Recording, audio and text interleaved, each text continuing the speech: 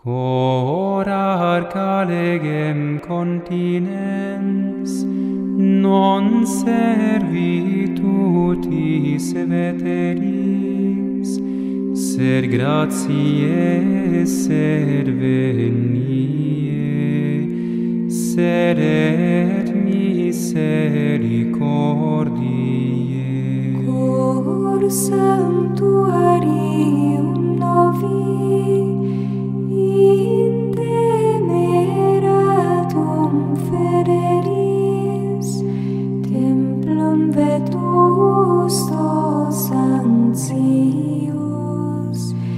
velum quesis utilius. Te vulneratum caritas, ictu patenti voluit, amoris invisibilis, ut veneremur vulnera. Sub amoris symbolo, passus cruente et mystica, utrumque sacrificium Christus sacerdos obtulit. Quis non amantem reramet, quis non reremptus diligat, et caritate iugiter, erere Christo gestia. Iesu tibi sit gloria, qui corde fundis gratiam, cum Patre et Almo Spiritu, in sempiterna saecula.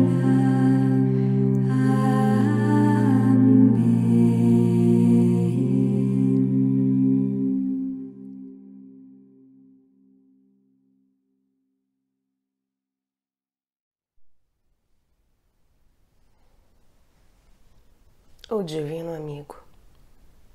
Pensamentos para retiro. Pelo Padre Israel Worsch. Tradução de Sidlar. Quinta edição, Editora Vozes. Canal Leconde. Dia 3º. Meditação 2ª. O amor retifica o julgamento. A humildade. Existimate vos mortuos peccato, viventes autem Deo em Cristo Iesu. Considerai-vos mortos para o pecado, mas vivos para Deus em Cristo Jesus. Romanos, capítulo 6, versículo 11. A humildade é uma virtude tão agradável que Jesus derrama sobre a alma que a ela se inclina toda a abundância de suas graças. Esforça-te, pois, por exercitar em teu coração esse grande desejo de humildade. Para ser humilde, a alma deve realizar 3 condições. Primeiro, por meio do espírito e do juízo, apreciar-se em seu justo valor. Assim fazendo, terás a humildade de espírito. Nesse sentido, dizia Santa Teresa, a humildade é a verdade. Ver-se tal qual se é diante de Deus em toda a extensão de sua vida, com toda a malícia da vontade e todos os germes do mal que oculta a nossa natureza. Ver ao mesmo tempo, sem atribuir a si, todo o bem que Deus depositou em nós, todas as graças que nos concedeu, todas as qualidades naturais com as quais nos gratificou. Eis o primeiro elemento da humildade. Depois, a tua vontade aceita, ratifica e ama esse juízo. A alma acha-se bem, sentindo-se tão pequena e infinitamente miserável diante de Deus. Regozija-se por se apresentar a essa bondade infinita, a ocasião de preencher tal abismo. É a humildade da vontade. Enfim, a alma deseja considerar-se e ser considerada pelos outros conforme o conhecimento que tem de si mesma. Como ela nada é e nada tem de si mesma, não se crê digna de alguma estima, não exige dos outros nenhuma atenção, nem deferências especiais. Ela se crê sempre tratada com atenções que não merece. Por consequência, toma a seu encargo tudo o que é difícil e penoso. Não sendo nada e nada possuindo de si mesma, não é possível que uma criatura lhe seja inferior em merecimentos.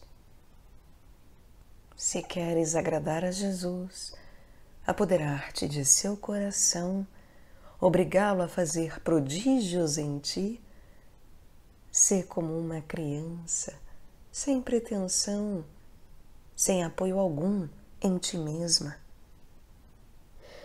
Quando uma alma é chamada à conversão íntima com Deus, ela deve revestir-se de humildade, como Deus é revestido de glória. São palavras de Jesus a uma religiosa, irmã benigna consolata, da Visitação, a quem ele chamava sua Benjamim, a pequena secretária de seu amor. Sem a humildade, Jesus não pode trabalhar em nossa alma. Ele consente apenas em visitá-la. Como poderia ele apoderar-se da inteligência e fazê-la servir quando essa inteligência é imbuída da ideia exagerada de sua própria importância? Como poderia ele reinar na vontade e se fazer centro de todas as aspirações dessa faculdade, quando ela mesma se constitui um centro de toda a vida?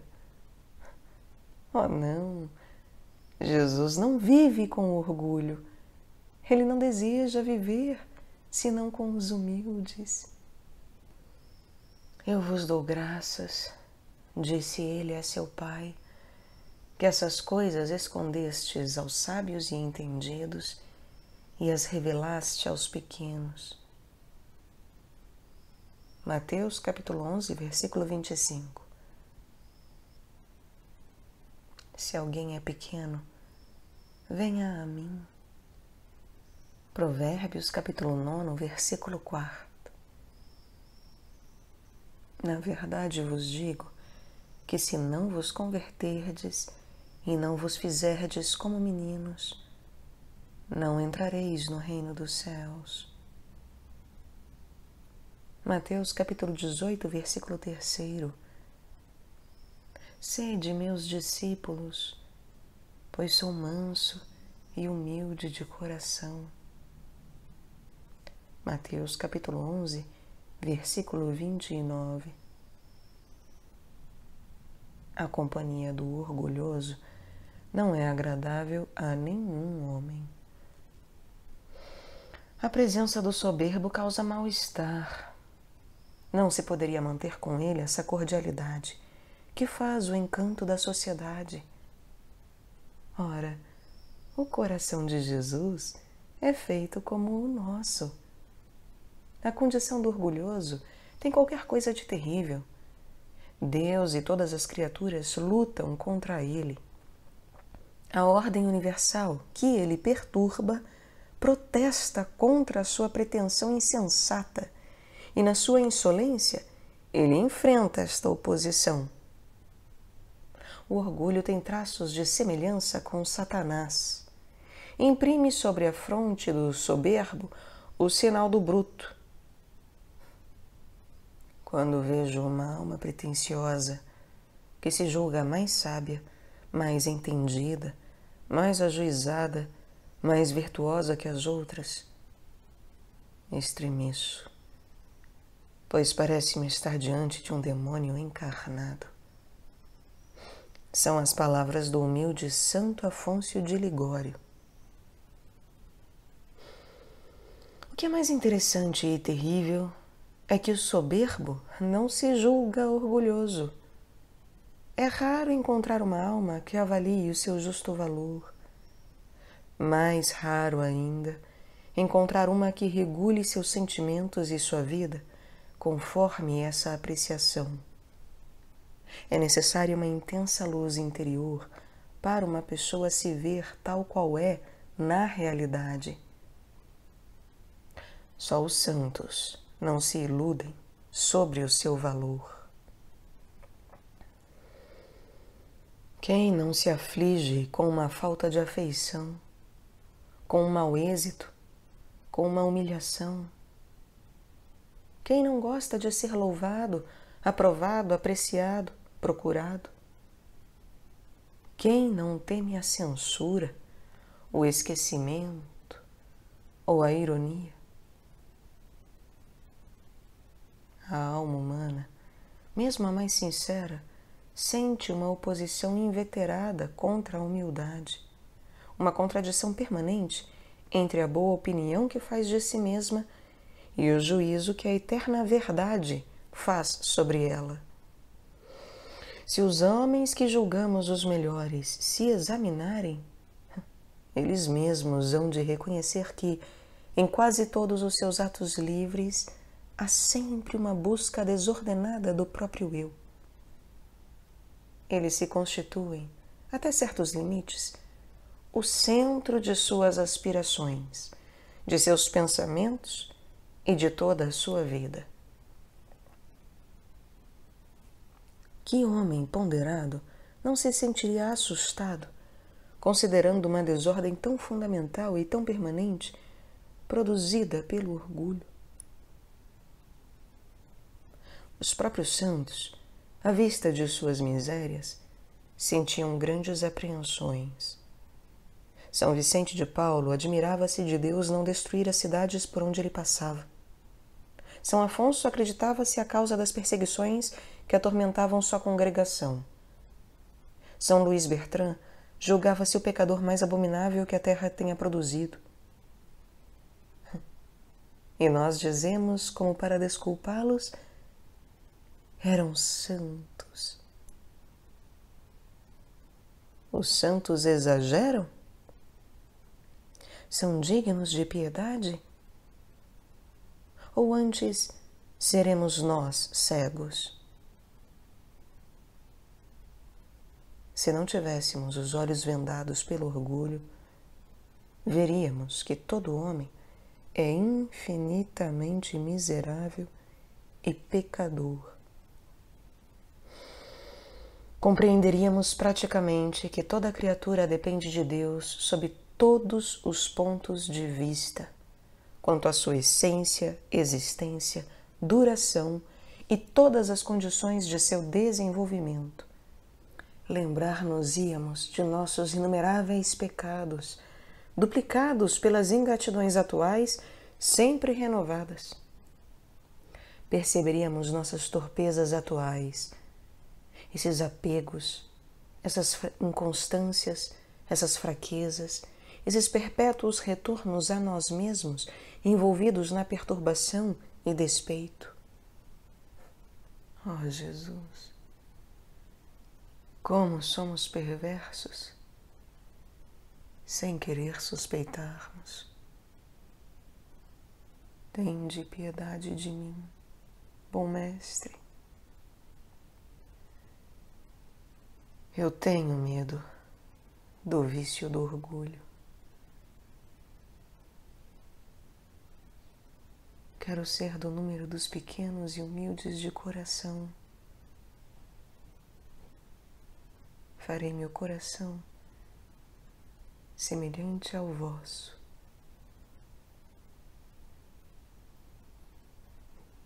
Aliás, o bom mestre bem sabe de que barro somos formados e de que loucas pretensões é feita a nossa natureza. Ele contenta-se e nos ama quando nos vê confundidos diante de nossa miséria, sempre confiantes na sua bondade e sempre resolvidos a reconquistar a humildade.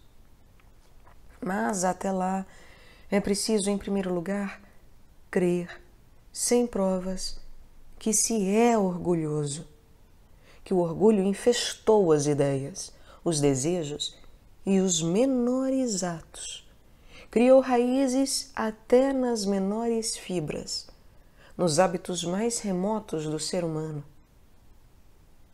Aquele que julga ser isso exagerado, não mais se corrigirá. É preciso desaprovar constantemente, diante de Deus, as 1000 pretensões injustificadas que se levam, cientemente ou não, no íntimo do coração. Pedir-lhe perdão de ser tão vil a seus olhos. Agradecer-lhe por não nos ter abandonado no abismo do orgulho. É preciso pedir sempre luzes para nos reconhecer tal qual somos, força para amar essa abjeção e a coragem de nos deixarmos tratar segundo nossos méritos. Luís Veillot, ao ver um verme rastejando a seus pés, dizia: graças, meu Deus, de não me teres esmagado debaixo dos pés. Esse vermezinho sou eu. Quanto mais a alma se conhece, tanto mais se despreza e se humilha. E quanto mais se humilha, tanto mais Deus a eleva a si. A humildade não se aproxima de Deus sem o sentimento de sua completa indigência. Ele receia, como a mordida da víbora, qualquer ideia de estima a si próprio. O humilde não se apega às suas ideias, cede de bom grado ao sentimento alheio, é condescendente e indulgente, evita modos ásperos e imperiosos. O humilde de coração tem o semblante sempre calmo e sério. É acessível mormente aos pequenos. O homem humilde não se envolve em negócios alheios, não julga, não contradiz sem necessidade. Sempre pronto a prestar serviços, sobretudo à sua custa, ambiciona servir e ocupar o último lugar. Oh, como a alma humilde avança rapidamente na virtude! Ela segue o caminho da infância espiritual. As graças de predileção correm em abundância sobre ela do coração de Jesus, como as torrentes das montanhas se precipitam nos vales profundos. Não há loucura de amor que Jesus não se disponha a fazer por uma alma que não busca apoio algum em si mesma. Ó Jesus, eu quero viver na humildade. Nada sou, nada tenho, nada posso. Pertence-me apenas o pecado. Sou o pobre leproso, coberto de úlceras do orgulho. Vós podeis curar-me.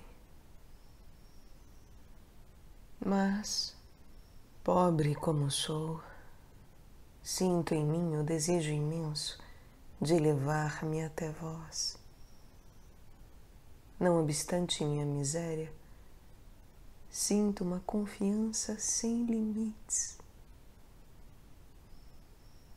Quero ser a criatura que amais, que tomais em vossos braços e deixais repousar sobre vosso divino coração. Quero ser a pomba humilde e mansa que pousa sob as vossas asas possantes. Ó águia divina, arrebatai-me bem alto nas regiões do amor.